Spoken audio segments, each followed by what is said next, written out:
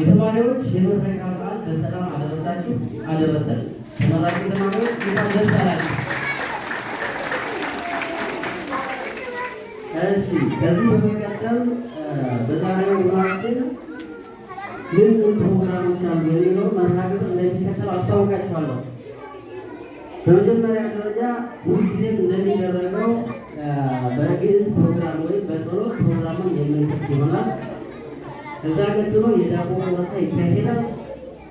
ከዳቦ ቆረሳ ቀጥሎ በተመራቂ ተማሪዎች እንኳን ደስ ያላችሁ እንኳን ደህና መጣችሁ መዝሙር ይቀርባል።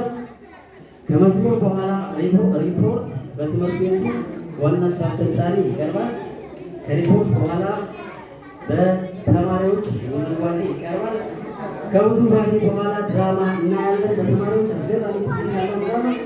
ከድራማ በኋላ ሌላ ውዝዋዜ ይኖረናል። ከውዝዋዜ በኋላ ሌላ ድራማ ይኖረናል። ዲያሎግ አለ፣ ድራማ አለ፣ ዲያሎግ ይኖራል። በመጨረሻ የተለያዩ የሽልማት ፕሮግራሞች አድርገን ሳይሆን ከተባለ በኋላ ፕሮግራማችን የሚጨርስ ይሆናል። ስለዚህ በመርሃ ግብራችን መሰረት የመጀመሪያ የሚሆነው የክብር እንግዳችን አቶ ጌታነህ ወርቅነ የልማት ማስተዳደር ትምህርት ጽሕፈት ቤት የትምህርት ጥራትና ኢንስቲትዩሽን ቡድን መሪ አጭር የመክፈቻ ንግግር እንዲያደርጉልን አቶ ጌታነህ ወደ መድረክ ጋብዙልኝ። አቶ ጌታነህ ወርቅነ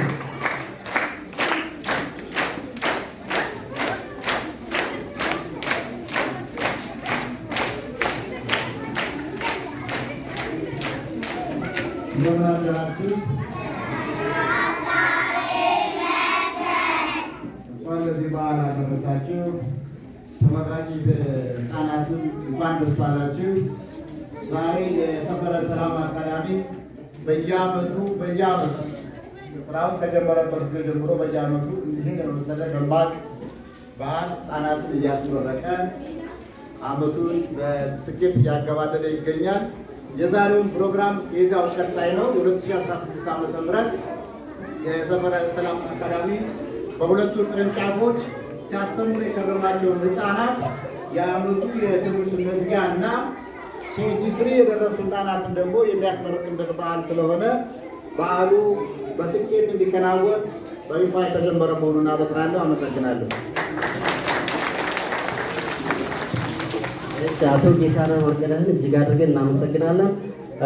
ከዚህ ቀጥሎ መድረኩ የተከፈተ መሆኑን አቶ ጌታነህ አብስረውልናል።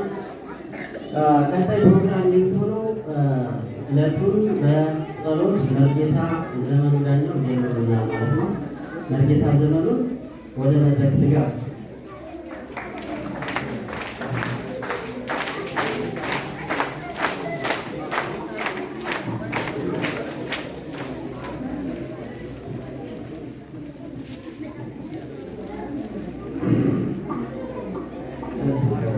እንኳን አስተካከሉ አብይ ወናና እንኳን